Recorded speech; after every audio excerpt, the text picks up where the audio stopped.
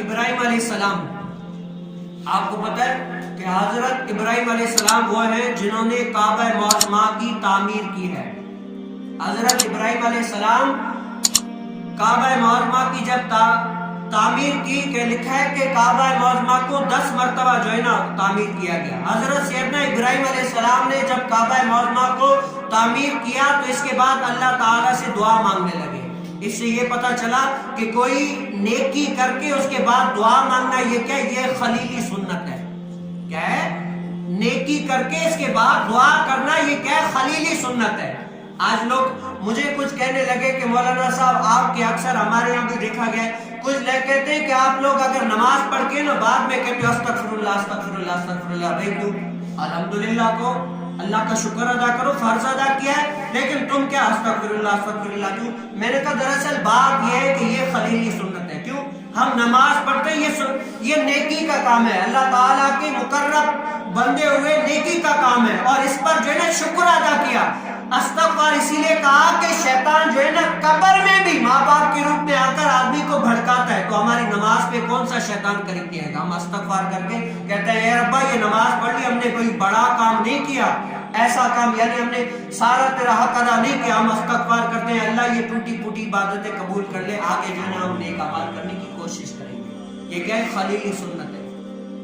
تو حضرت سیدنا ابراہیم علیہ السلام نے جب کعبہ معظمہ تیار کیا نا تو اپنے اولاد کے لیے دعا کرنے لگے، اے اللہ میرے اولاد کو بھی جو ہے نا امامت عطا فرما، پیشوائی عطا فرما۔ یہ امامت نبوت والی نہیں، پیشوائی سرداری کی عطا فرما۔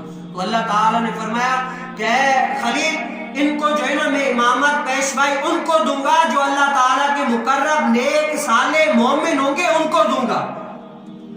حضرت ابراہیم علیہ السلام کی اولاد میں سے تو یہودی بھی تھے، نصرانی بھی تھے، بہت سارے ایسے بھی تھے نا، تو اللہ تعالیٰ نے فرمایا کہ جو ظالم ہوں گے نا ان کو کبھی بھی امامت منصب کچھ بھی نہیں دیا جائے گا، جو صالح نیک ہوں گے ان کو ملے گا۔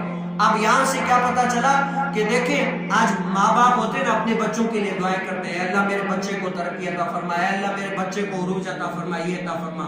تو حضرت سیدنا ابراہیم علیہ السلام نے بھی اپنے بچوں کے لیے دعا کی، لیکن رب نے کیا فرمایا، اے ابراہیم میں صرف انہی کو پیشوائی امامت منصب انہی کو دوں گا جو مقرب بندے ہوں گے، جو میری بارگاہ میں آتے ہوں گے، جھکتے ہوں گے، میرے احکاموں پر عمل کرتے ہوں گے، انہی کو ہی پیشوائی امامت اور منصب انہی کو ہی ملے گا، ویسے نہیں، نہ ظالموں کو ملے گا نہ ہی کافروں کو ملے گا۔ آج ہم بھی اپنے بچوں کے لیے دعائیں مانگتے ہیں، اللہ ہمارے بچے کو نیک کر دے، اللہ ہمارے بچوں کو یہ عطا فرما۔ جب تک دعا کرتے رہے اور ان کا عملی کردار درست نہ کرے نا تب تک ہماری دعا کا فائدہ نہیں ہوگا۔ کیوں؟ بچے کو جب تک آپ عملی میدان میں لا کر اس کی تعلیم و تربیت کریں اور شریعت کے موافق کریں تب تک صحیح ہے، اگر اس کے علاوہ کچھ دھیان نہ دے تو تب تک آپ کی دعا بھی کامل نہیں ہے، فائدہ نہیں دے گی، جب تک ان کی تربیت تعلیم شریعت کے موافق نہ کریں۔ آج ہم دیکھ لیں اب ہم اپنے بچوں کو کیا کیا سکھاتے ہیں، کیا ہم نے اپنے بچوں کو پڑھایا ہے، کیا ہم نے اپنے بچوں کو دین سکھایا ہے نہیں سکھایا۔ آج اسکول کے لیے تو ہر کوئی زیادہ سے زیادہ محنت کر کے ان کو پی ایچ ڈیاں بڑی بڑی کتابیں پڑھا کے بڑا بڑا جو ہے نا وکیل ڈاکٹر پتہ نہیں کیا سے کیا بناتا ہے۔ بتاؤ کبھی اس نے قرآن پڑھا نہ اس کو سکھایا ہے، دین کیا کہتا ہے، قرآن کیا کہتا ہے، اس کو وہ پڑھانا سکھایا نہیں سکھایا۔